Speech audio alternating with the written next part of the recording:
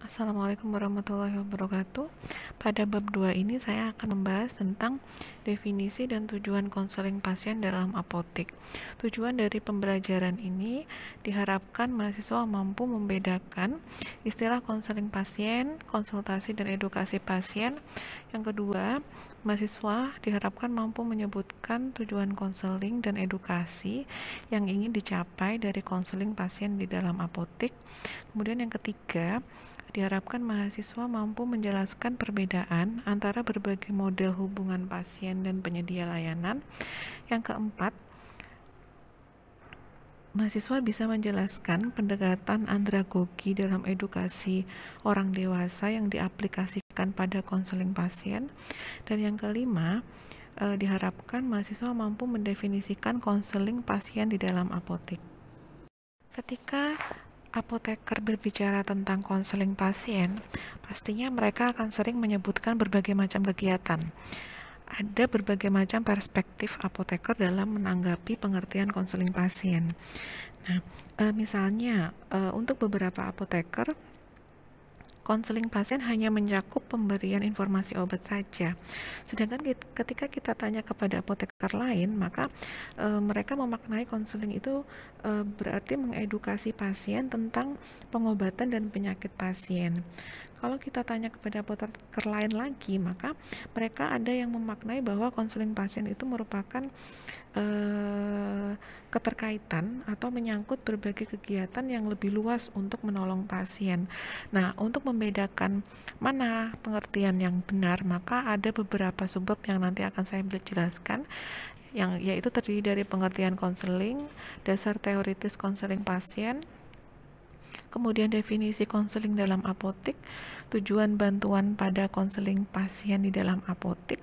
Kemudian saya juga akan menjelaskan tujuan edukasi pada konseling pasien di dalam apotik. Dan yang keenam adalah apoteker sebagai pemberi bantuan dan edukator. Jadi di sini akan ada perbedaan antara konseling pasien dan edukasi pasien. Pada pengertian konseling, ini ada beberapa istilah yang perlu kita kenal. Yang pertama adalah konseling, kemudian konsultasi dan edukasi pasien. Ini adalah istilah-istilah yang sering digunakan secara bergantian oleh seorang apoteker. Tapi sebenarnya arti ketiga kata tersebut ini mencakup kegiatan-kegiatan dan pendekatan-pendekatan yang berbeda. Definisi kata konseling, kalau kita lihat dari kamus, itu artinya adalah memberi nasihat.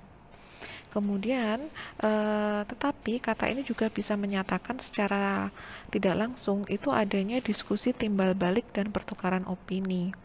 Sedangkan istilah konsultasi ya, itu berarti mencari nasihat dan menyatakan bahwa kegiatan hampir hanya mencakup menerima nasihat saja dan bukan adanya pertukaran informasi.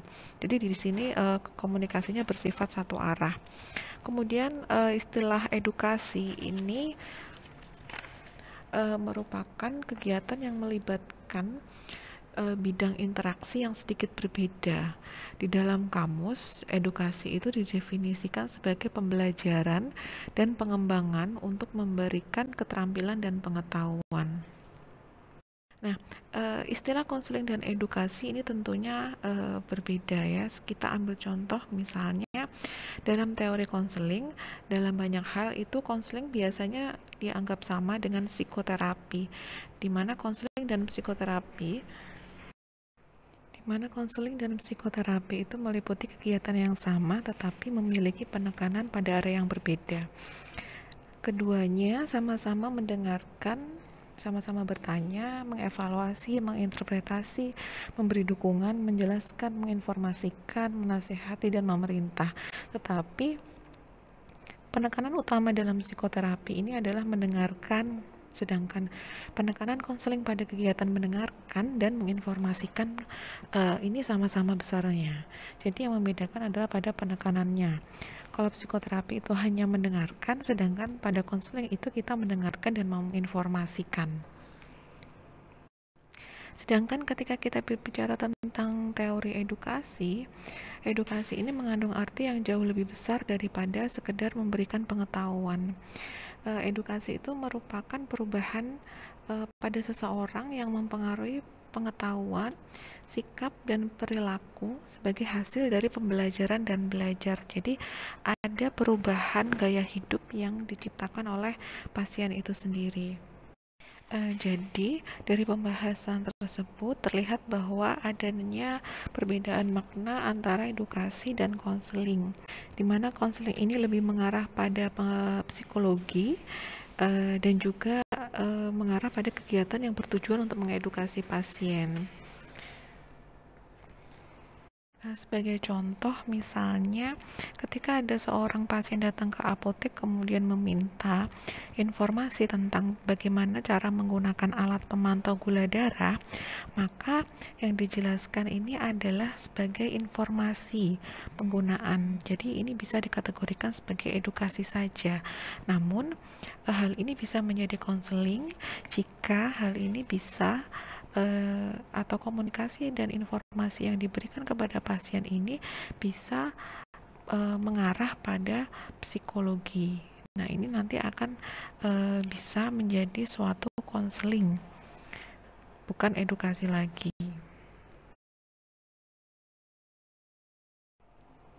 Kemudian pada konseling pasien ini terdapat beberapa dasar-dasar teoritis di mana konseling dalam pengertian psikologi ini merupakan komponen besar konseling pasien.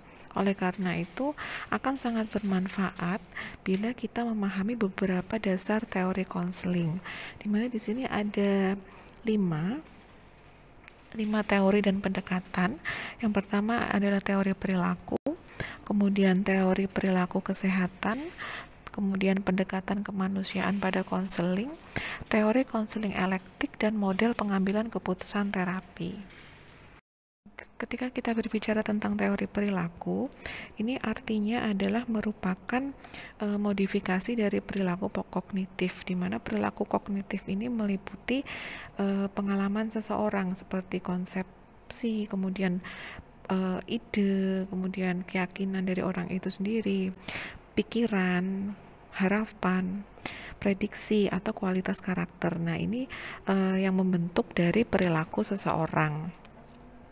Nah, di mana pengalaman seseorang tadi ya yang meliputi berbagai unsur tadi ini, setiap satu individu dengan individu lain ini akan berbeda-beda. Karena apa? Karena pengalaman seseorang ini diperoleh dari sepanjang perjalanan hidup melalui pengalaman-pengalaman mereka sendiri.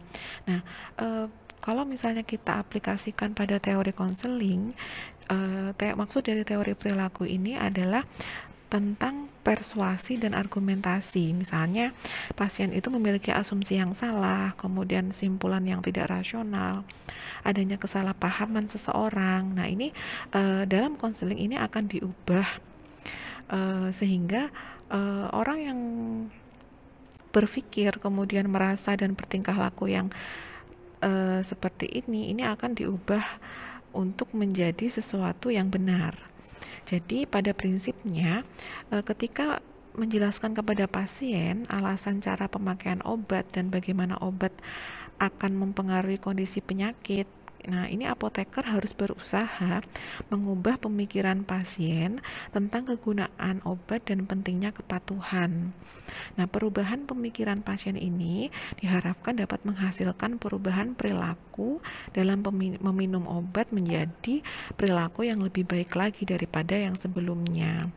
Jadi ini di sini kembali lagi bahwa pengertian dari teori perilaku ini adalah konseling pasien didasarkan dari modifikasi perilaku kognitif berdasarkan pengalaman-pengalaman pasien. Pada teori perilaku kesehatan menyatakan bahwa persepsi pasien tentang keparahan dan kemungkinan hasil pengobatan terhadap kondisi penyakitnya, kemudian keuntungan menggunakan obat, kemudian berbagai macam pemicu minum obat itu dapat menjadi unsur yang sangat penting dalam kepatuhan pasien menggunakan obat. Nah, hal ini mengindikasikan bahwa konseling pasien itu tidak hanya meliputi pertukaran informasi, tetapi juga meliputi usaha untuk kita bisa mengubah kepercayaan pasien tentang kesehatan.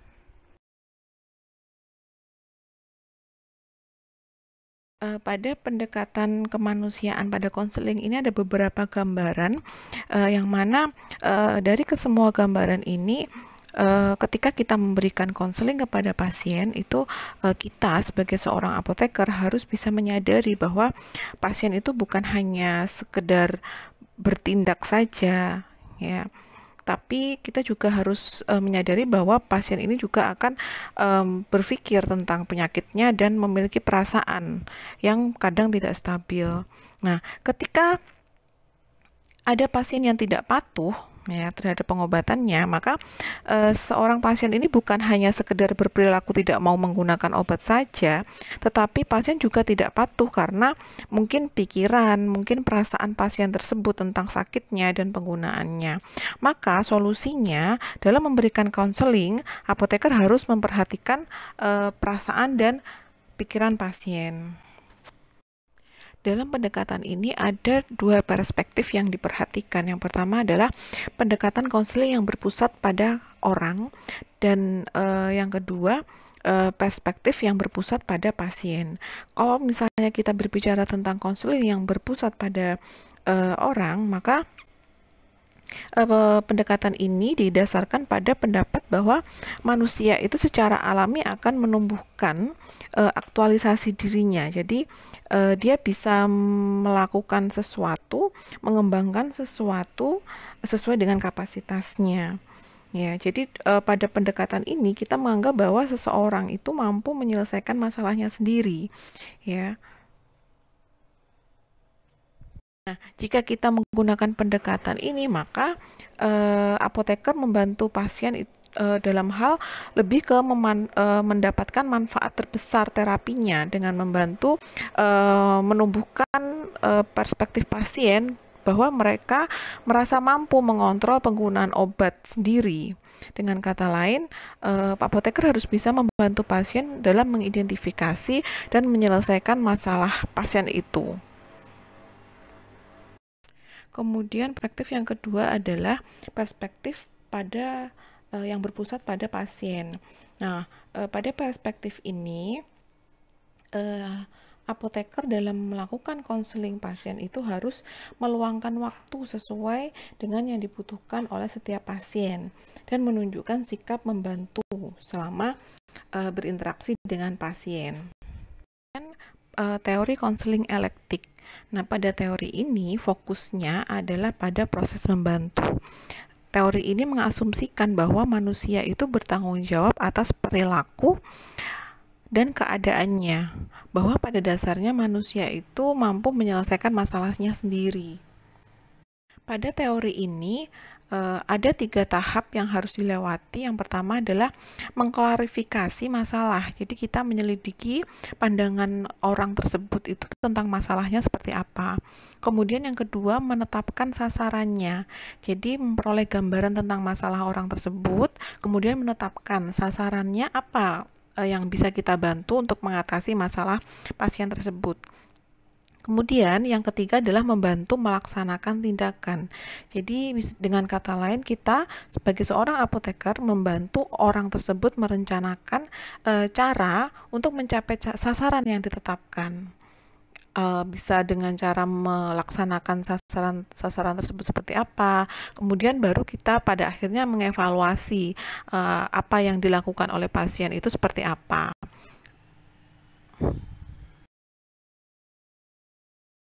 Kemudian dasar teoritis konseling pasien yang terakhir adalah model pengambilan keputusan terapi. Nah, model pengambilan keputusan terapi ini ada 4 model yang berbeda yang menggambarkan cara pengambilan keputusan terapi. Di dalam slide ini ada beberapa ya yang dirangkum dalam suatu tabel. Ada 4 model. Yang pertama adalah paternalistik, yang kedua adalah pengambilan keputusan setelah diberi informasi lengkap, kemudian profesional sebagai agen, dan pengambilan keputusan bersama. Tentunya keempat model ini memiliki karakteristik yang berbeda-beda. Pada model paternalistik ini, karakteristik dalam model pengambilan keputusan itu berasumsi bahwa kita menyerahkan semuanya itu pada dokter. Jadi dokter tahu yang terbaik, kemudian dokter yang berhak memilih pengobatan. Dan di sini keterlibatan pasien itu sangat terbatas, ya hanya setuju atau tidak dengan pengobatan tersebut, ya tanpa kita mempertimbangkan nilai-nilai atau pilihan pasien seperti apa. Kemudian model yang kedua adalah pengambilan keputusan setelah diberi informasi lengkap. Nah, ketika kita melaksanakan model ini, pasien ini akan membuat keputusan setelah pasien ini mendapatkan semua informasi secara teknis yang dibutuhkan tentang pengobatannya. Nah, apa peran klinisi atau tenaga klinisnya? Nah, peranannya di sini adalah memberikan informasi untuk membantu pasien dalam mengambil keputusan pengobatan. Kemudian model yang ketiga adalah model profesional sebagai agen. Nah, pada model ini kita berasumsi bahwa hanya dokter yang mempunyai pengetahuan teknis yang memadai. Jadi keputusan ini diambil oleh dokter. Kemudian menyadari pentingnya keikutsertaan pilihan pasien. Jadi di sini keputusan akhir bukan diambil oleh pasien tapi oleh dokter yang memberikan terapi. Kemudian model yang keempat adalah pengambilan keputusan bersama. Nah, di sini yang dilakukan adalah pasien dan klinisi atau tenaga medis terlibat dalam proses pengambilan keputusan. Semuanya dibicarakan bersama. Kemudian menggunakan sharing informasi. Jadi kita tidak semata-mata hanya berpusat pada apakah pasien saja atau pada dokter saja. Nah, dari keempat model yang merupakan model tradisional itu adalah model paternalistik, ya. Karena kita hanya mengasumsikan bahwa dokter tahu yang terbaik, sehingga yang memilih terapi itu adalah dokter. Kemudian baru-baru ini ya, pada zaman sekarang ini telah terjadi gerakan yang mengarah ke model pengambilan keputusan bersama. Jadi dengan model ini, pasien dan klinisi ini terlibat dalam proses pengambilan keputusan terapi obat atau pengambilan keputusan dalam terapi pasien. Ya, jadi informasi atau nilai-nilai yang dibutuhkan dalam terapi itu dibicarakan bersama. Kemudian berbagi pengalaman, berbagi pengetahuan teknis, dan kita juga memperhatikan bagaimana kebutuhan pasien terhadap pengobatan dia. Jadi pasien juga memiliki peran dalam menentukan keputusan terapinya. Dari diskusi ini, kita dapat melihat bahwa konseling pada dasarnya adalah proses membantu. Dalam rangka membantu pasien, apoteker juga harus mengedukasi pasien tentang sakit dan pengobatan pasien. Nah, secara keseluruhan, definisi konseling pengobatan pasien ini dapat dinyatakan konseling pengobatan pasien itu adalah apoteker secara langsung berbincang-bincang dengan pasien tentang pengobatan yang akan digunakan oleh pasien. Hal ini dalam rangka mengedukasi pasien mengenai hal-hal yang berhubungan dengan pengobatan. Dan juga apoteker harus membantu pasien mendapatkan manfaat terbesar dari pengobatan. Jadi, konseling pasien dalam apotek ini memiliki dua tujuan, yaitu membantu dan mengedukasi pasien.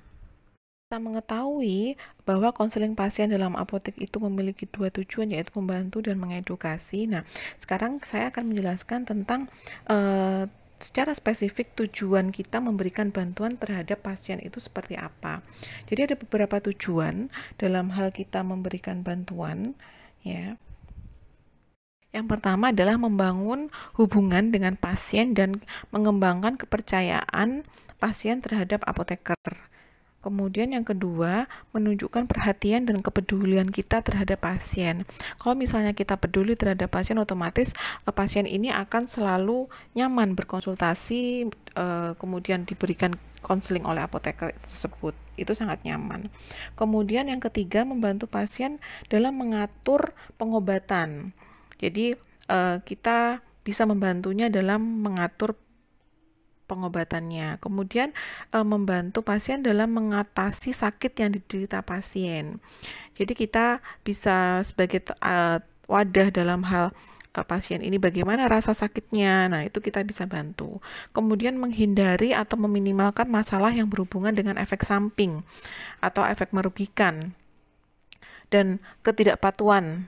Ya, ini saat ini yang sangat banyak kita temui ya, itu terjadinya efek samping, efek merugikan, dan ketidakpatuhan itu saat ini sangat banyak ditemui. Nah, untuk bisa menghindarinya, maka kita perlu memberikan bantuan pada konseling pasien.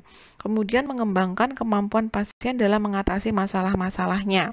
Jadi kita menumbuhkan rasa kemandirian pasien tersebut dalam mengatasi masalah pengobatannya. Kemudian membantu pasien dan tenaga profesional kesehatan lain bisa bekerja sama melalui pengambilan keputusan yang dilakukan secara bersama. Yang kedua tentang konseling pasien adalah mengedukasi pasien. Nah, secara spesifik, tujuan edukasi pada konseling pasien itu juga memiliki beberapa aspek. Yang pertama, memberikan informasi yang sesuai dengan kebutuhan pasien tertentu. Dan ini tidak semua informasi kita berikan, tapi yang dibutuhkan pasien saja. Kemudian memberikan keterampilan dan metode yang dapat digunakan oleh pasien untuk mengoptimalkan terapinya dan bisa meminimalkan efek samping dari pengobatan sesuai dengan kemampuan pasien itu seperti apa. Kemudian menyajikan informasi dan arahan dengan menggunakan metode edukasi yang cocok dari pasien tersebut. Jadi tergantung pasiennya seperti apa, kita memberikan metode edukasi seperti apa. Itu tergantung karakteristik dari pasien. Kemudian yang keempat, mengedukasi tenaga profesional lain, ya, tenaga profesional kesehatan tentang hal-hal yang berhubungan dengan obat. Jadi sangat penting sekali edukasi dilakukan. Ya. Jadi kedua aspek baik bantuan dan edukasi ini sangat wajib dilakukan ketika kita melakukan konseling pada pasien. Setelah tujuan konseling pasien kita diskusikan, kemudian yang perlu kita bahas sekarang adalah cara apoteker untuk mencapai tujuan-tujuan tersebut. Ya, bagaimana cara apoteker itu bisa mencapai tujuan dari konseling pasien ya. Yang sebelumnya sudah disebutkan bahwa tujuan konseling itu membantu dan mengedukasi ya. Nah, maka apoteker itu harus bisa melakukan pendekatan bantuan. Nah, ini ya, sebagai pendekatan bantuan dan pendekatan edukasi. Nah, pada pendekatan bantuan, ini apoteker harus bisa melakukan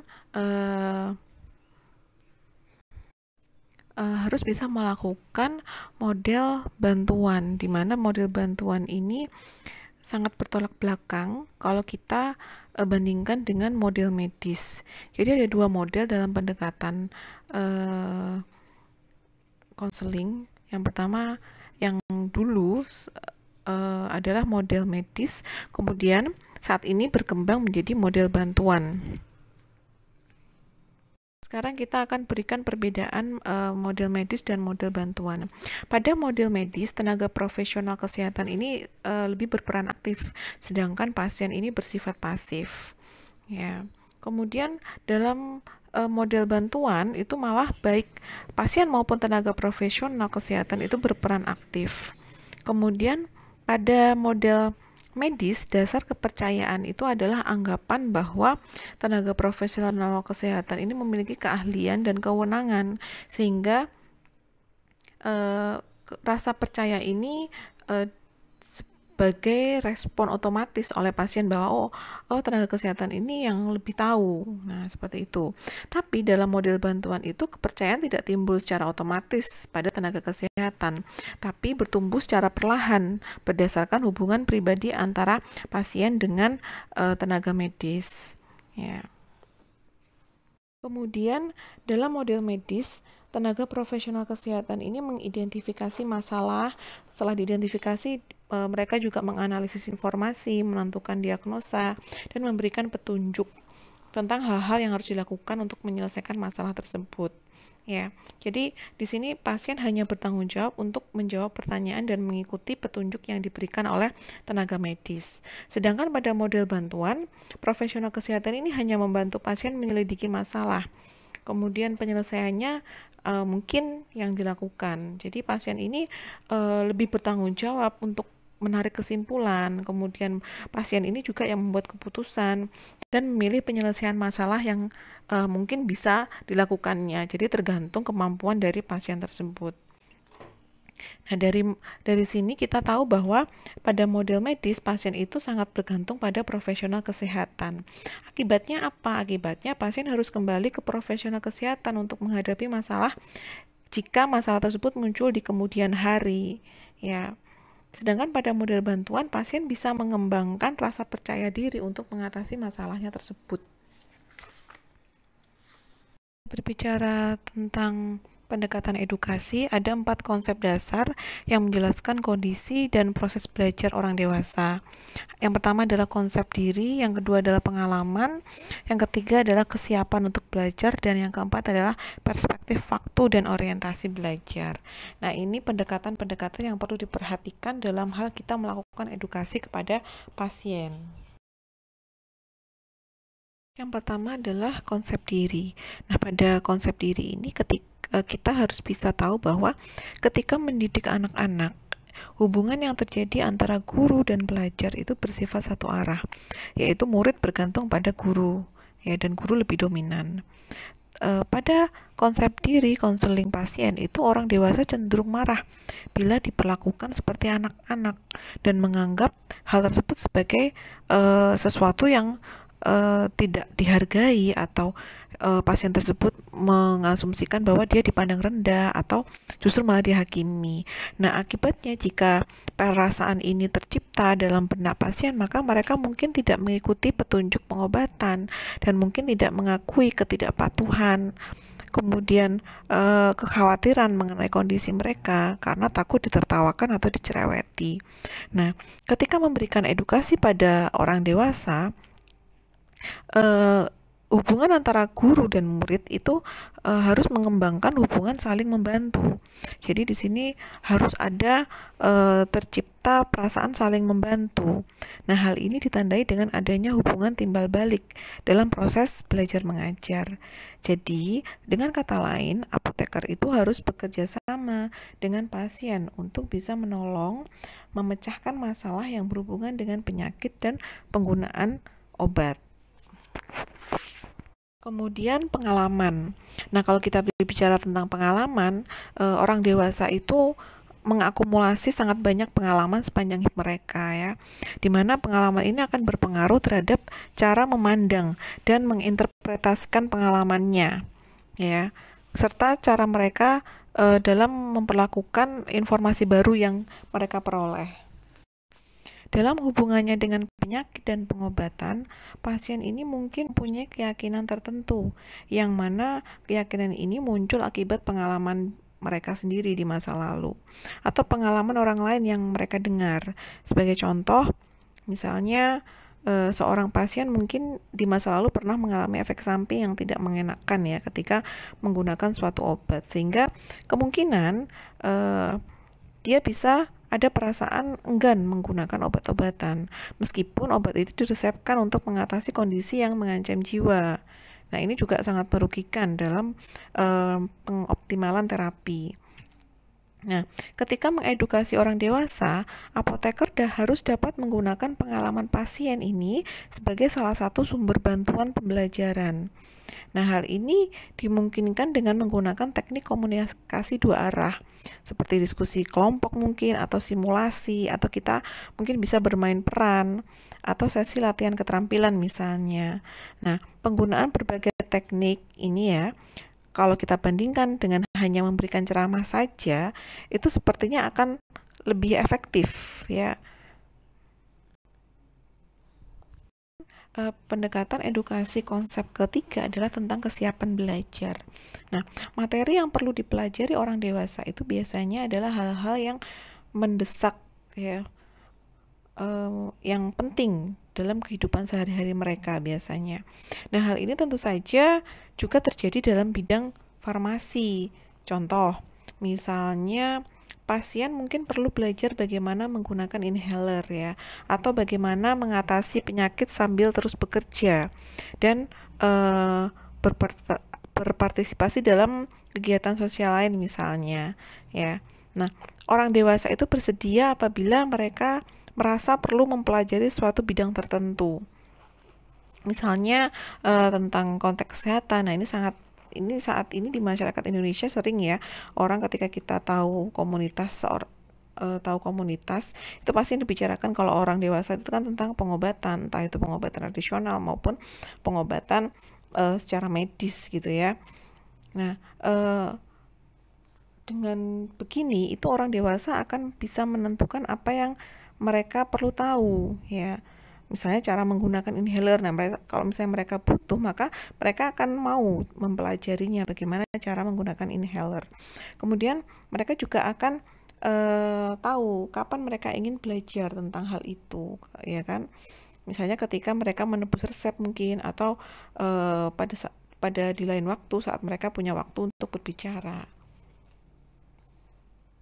Nah, pada kesiapan belajar ini, pasien itu harus merasakan bahwa mereka memerlukan pengobatan dan petunjuk yang benar tentang pengobatan atau penggunaan obat tersebut.